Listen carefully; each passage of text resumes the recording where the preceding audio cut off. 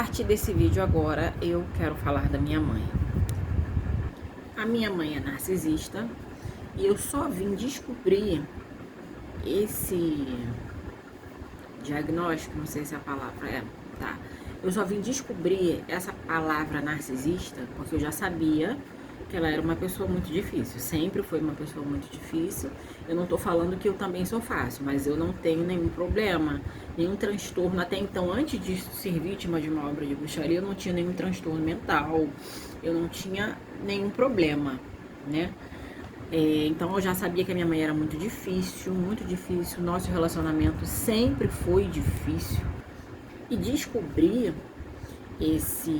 essa denominação diagnóstico, não sei a palavra correta para usar aqui, mas descobri que a minha mãe, essa palavra narcisista, ouvindo uma rádio há poucos anos atrás, talvez uns 3 anos atrás, que essa rádio tem debate, né? Uma rádio evangélica, Rádio 93 FM aqui do Rio de Janeiro, e ouvindo essa rádio, eu não estava prestando atenção em tudo. Eu me lembro que eu estava no quarto, arrumando o quarto, e eu tenho um radinho que fica na minha copa, e a minha copa e o quarto é bem do lado.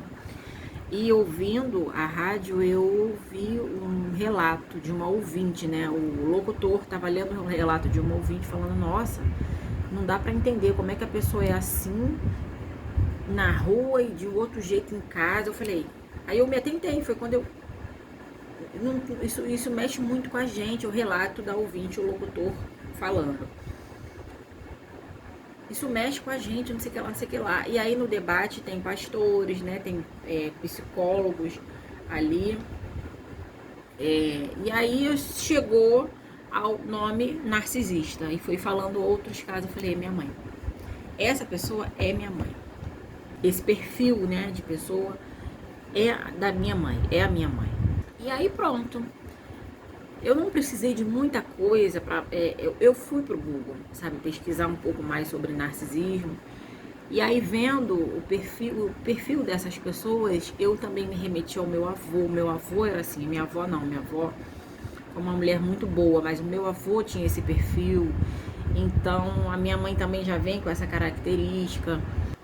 Só quem convive, quem tá mais próximo da pessoa, sabe.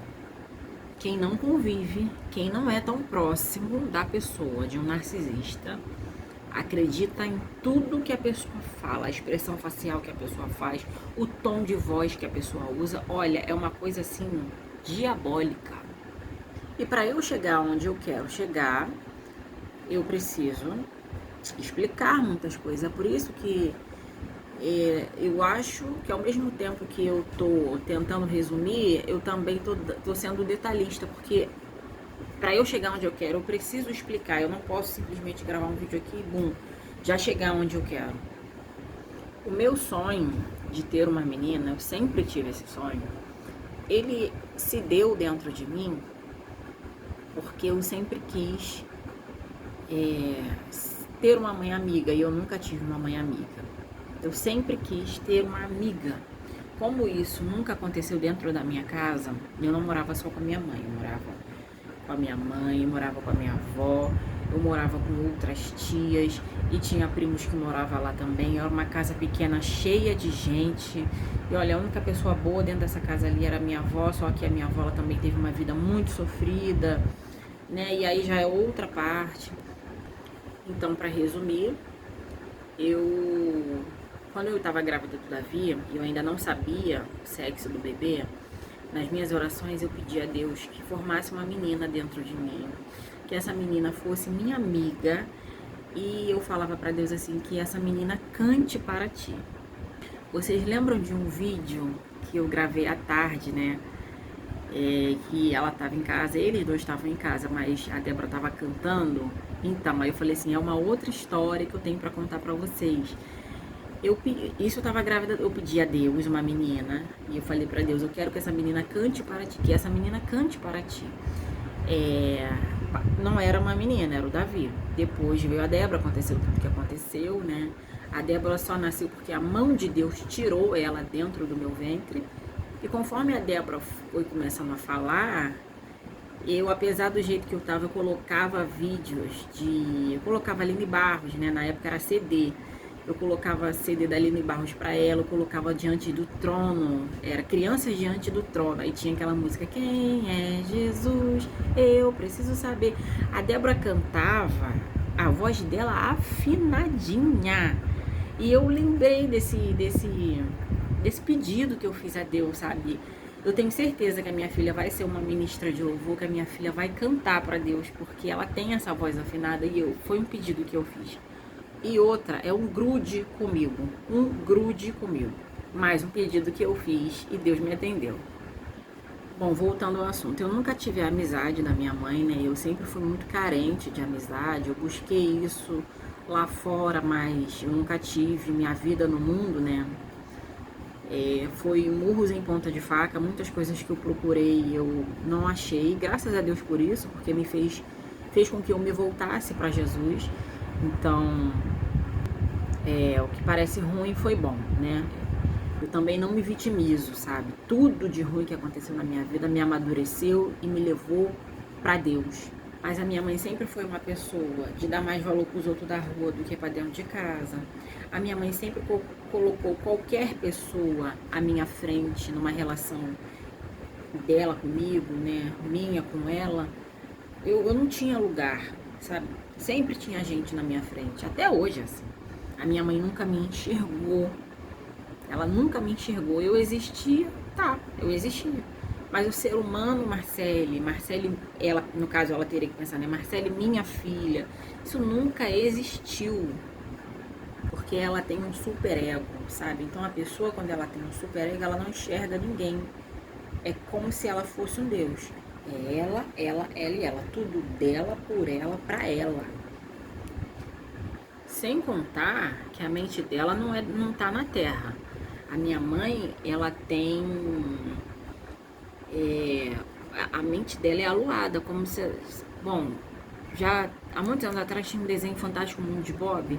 A minha mãe vive no fantástico mundo dela, ela viaja, sabe? Ela tem uma mente imaginativa. Ela viaja. É como se ela imaginasse ser uma pessoa que ela não é. E aí, quando ela se depara com a realidade, ela não suporta. Ela vive no mundo da imaginação dela. Mas quando a realidade fica ali confrontando ela, ela não suporta, ela fica furiosa. Na minha infância já ocorreram algumas coisas assim que ela fez que me deixou bastante chateada, mas nada que me traumatizasse, tá? A adolescência foi a parte mais difícil, porque na infância também eu lembro que a minha mãe era crente, nós íamos para a igreja, ela me levava para a igreja, mas depois a minha mãe se desviou. Logo depois que a minha mãe se desviou, eu também continuei, mas também saí. E nessa eu já estava ali de 13 para 14 anos e eu não tinha mais um olhar de uma criança cristã, uma criança que ama a igreja, uma criança que ama as coisas de Deus. Não, criança não, né? Eu já tinha 13 para 14 anos, já não era tão criança. O meu olhar se voltou pro mundo, batida de funk, eu já comecei a me atrair por isso, sabe? E eu vou contar, eu já falei isso aqui, eu vou contar mais coisas referente à minha história, ou em vídeos futuros, ou no culto em ação de graça. Também não posso contar tudo aqui, já expliquei, né? Quando aconteceu o culto em ação de graça, o culto em ação de graças, eu preciso ter o que falar. Se eu contar tudo aqui, né? Então, imagina, eu tinha 14 anos de idade, eu já queria frequentar baile funk, baile de favela.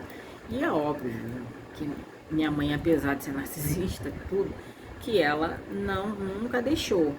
Mas foi uma adolescência complicada também. Agora não envolve ela, envolve eu, né? Que eu fugia de casa para ir pra baile. Então, assim, eu também fui uma adolescente muito difícil, porque, como eu posso dizer, hoje eu entendo, sabe? Na época eu não entendia muito bem uma revolta que tinha dentro de mim. Mas hoje, eu madura, ainda mais discernindo de modo espiritual, eu entendo tudo. Eu já disse no início do vídeo que eu queria... Eu sempre andei em busca de amizade, eu me sentia muito sozinha. Eu tinha um vazio muito grande dentro de mim. Logo se formou uma, se criou uma inimizade. Antes era só um relacionamento difícil por poucas coisas que ela já fez na infância, que eu tenho na minha memória, nada que me traumatizou. Hoje eu só lembro com entendimento. E aí chega a minha adolescência, uma fase bem difícil que eu vivi. E a minha mãe sempre teve o controle da minha vida, porque eu era adolescente. Eu sim queria fazer coisas que, óbvio, que eu também não deixaria minha filha fazer, só que eu não tinha uma obediência à minha mãe. E eu fugia e eu fui bem rebelde. A minha mãe sofria toda uma pressão da família, né? É muito difícil falar, eu tenho muita dificuldade também para falar desse assunto. Por quê? Porque eu também fui rodeada de pessoas que viam aquele circo pegar fogo entre mim e minha mãe e gostavam de ver, entendeu? Ninguém estava muito interessado em ajudar, não. E eu, como era a rebelde e ela a mãe sofrida, porque a mãe da filha rebelde, a minha mãe tinha muito mais a atenção das pessoas, a minha mãe tinha muito mais, como eu posso dizer, acho que o conforto das pessoas. Eu não, eu era rebelde. Logo, passa essa fase horrível da adolescência. Nossa, que fase horrível da minha vida foi a minha adolescência. Eu entro na fase da juventude, né? Eu já começo a trabalhar com 17 anos, então assim, com 18 anos, eu já começo a ter uma vida mais independente. Dependente por quê? Porque eu já tinha meu dinheiro, eu já não pedia mais autorização, como se a minha mãe precisasse deixar alguma coisa para eu ter que fazer, né? Eu fugia de casa. Mas eu já não peço mais permissão para minha mãe. Eu só comunico, entendeu? Eu falo assim, eu vou em tal lugar. Por mais que ela faça assim, não, eu falo assim, meu filho tem 18 anos, você não me manda. Mas a gente ainda morava juntas, né? Dentro da casa da minha avó, morando com várias pessoas. Daí, nessa fase aí de 18, 19 anos, né? Acho que 20, por aí, a minha mãe conheceu uma pessoa, né? Começou a se relacionar e foi morar junto com essa pessoa. Então, minha mãe, agora a gente já não estava mais morando junto. Eu continuei na casa da minha avó, morando com tias e tal, mas a minha mãe não mais. Logo, a minha mãe, ela não me conhece, ela não sabe quem eu sou. E foi justamente nessa fase da qual eu já não morava mais com ela que houve a minha conversão, que eu já estava me voltando para Deus. Isso foi numa fase de... Claro que nada é da noite pro dia, sabe? Tudo é pouco a pouco, né? Então, mas que eu já estava bem decidida sobre que eu queria Jesus na minha vida, que eu queria ter uma vida com Ele, uma vida diferente de tudo. Eu já estava aí com meus 21 anos. Eu não morava com ela. E se a gente não tinha amizade, nada disso ela sabia, né? Eu contei pra ela uma vez que ela me chamou pra ir à praia. E aí eu fui à praia com ela já com essa intenção, tá? Aí chegou lá na praia, eu falei, mãe, eu vou me batizar tal dia. Eu queria que você fosse. Você vai o quê? Eu vou me batizar tal dia. Eu queria que você fosse. Tô te avisando já com antecedência que eu queria que você fosse. Você vai o quê? Eu vou me batizar, mãe. Você tá na igreja, você sabe que isso é sério, né? Você sabe que a igreja não é bagunça, você sabe. Eu sei, mãe. Calada ela tava, calada ela ficou. A gente não tinha relacionamento de conversa. É mesmo, minha filha? Caramba, que legal, né? Que você... Isso não existia entre nós, nunca houve. Logo ela foi no meu batismo, né? Nessa primeira igreja que eu conheci o Tiago.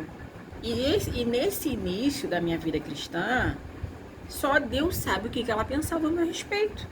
Porque uma coisa é muito certa, ela não sabe quem eu sou. A minha mãe não sabe quem eu sou, ela não me conhece. Ela nunca me enxergou, eu nunca fui enxergada pela minha mãe. Logo as coisas foram acontecendo. O tempo passou e eu conheci o Tiago, o tempo passou e eu noivei, o tempo passou e eu casei, o tempo passou e eu engravidei do Davi. Isso tudo é lá longe. Claro que a gente se via, mas foi o que eu já disse. Não tinha relacionamento profundo de amizade nem de amor, tá? Era aquela coisa assim, ela é a minha mãe, então agora eu como cristã, tendo os princípios cristãos, né, em mente e também madura, né? Então, eu tava tentando mostrar isso.